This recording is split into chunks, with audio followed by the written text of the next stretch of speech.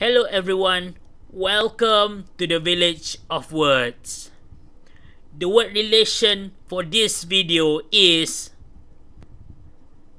scout, weakest but agile.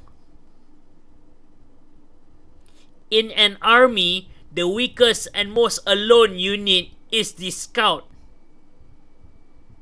Because scouts are the weakest, therefore they need to be hidden. Scouts are a few, but they are supposed to be agile with a fast horse. A scout's duty is to gather information.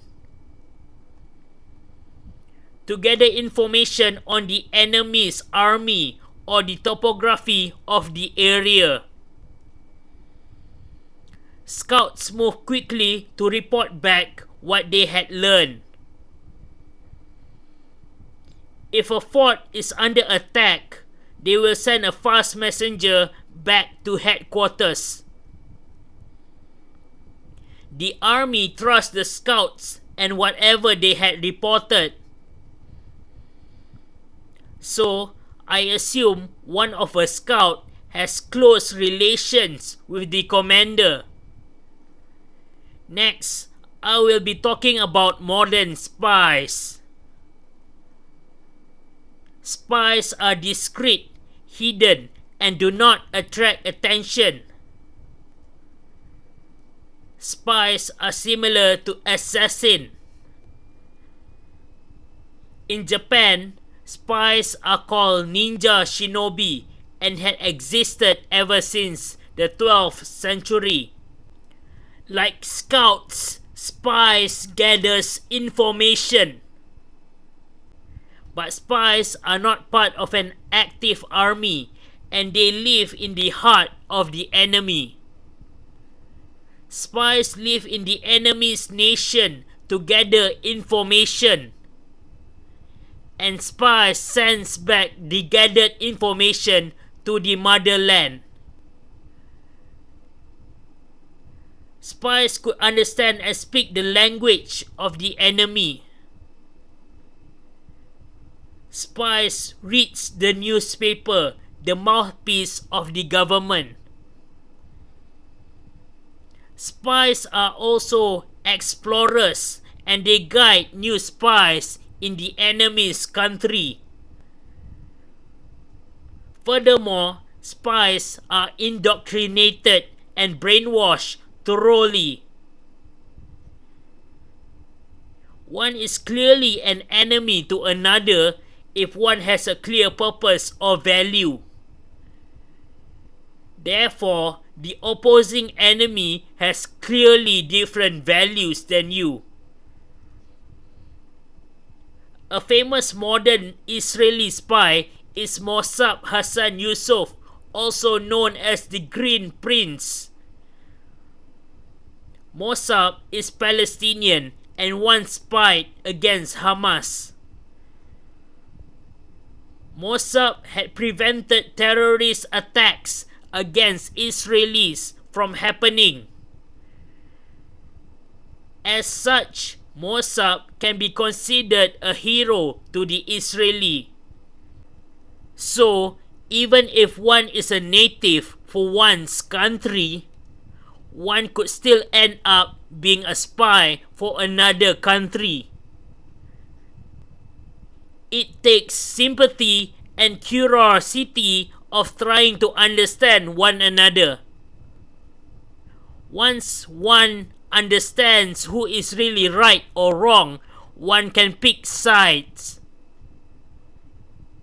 A country's oppression could give birth to a foreign spy living in your country. Those who are sympathetical to the opposing country has the potential to become a spy. But sympathy alone is not enough.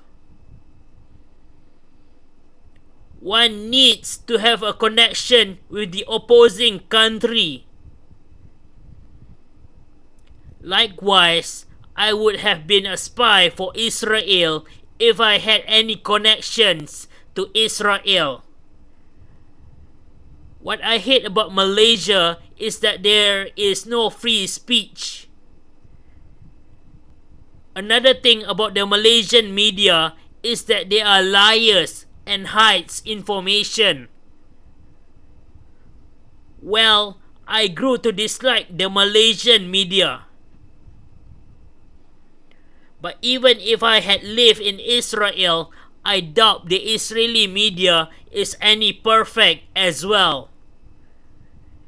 So spies who gives information to an opposing country are traitors.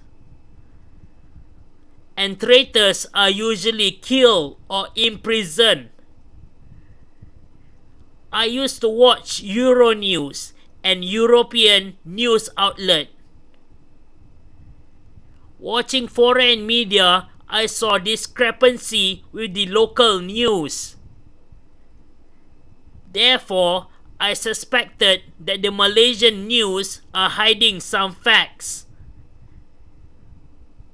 especially in the news regarding Hamas and Israel.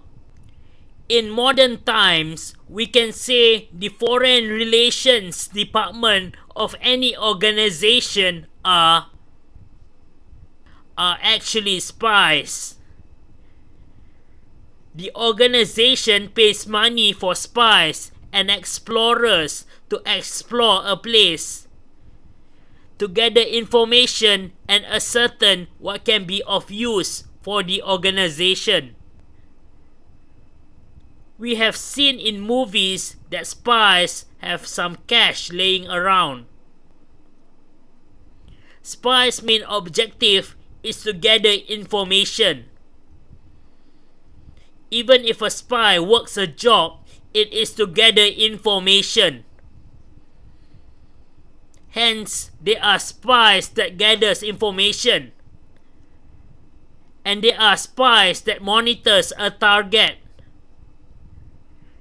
But I wonder how a spy can monitor a high-status individual.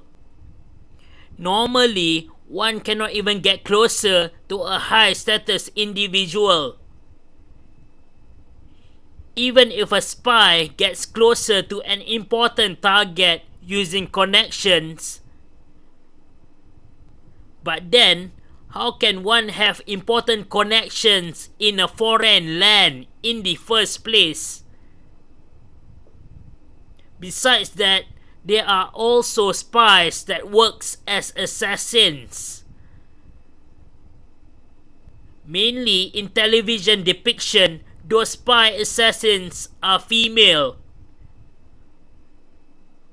I think the reason those spies are female is so that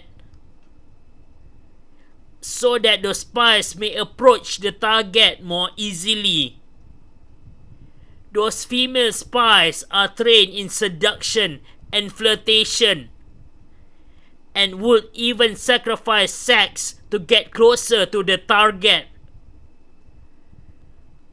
willing to do anything for the mission. In fictional depictions, spies are raised orphans with no other relations. Maybe it has something to do with trust. Maybe the organization does not want their spies trusting anyone else. Besides that, there is no public job advertisements to become a spy.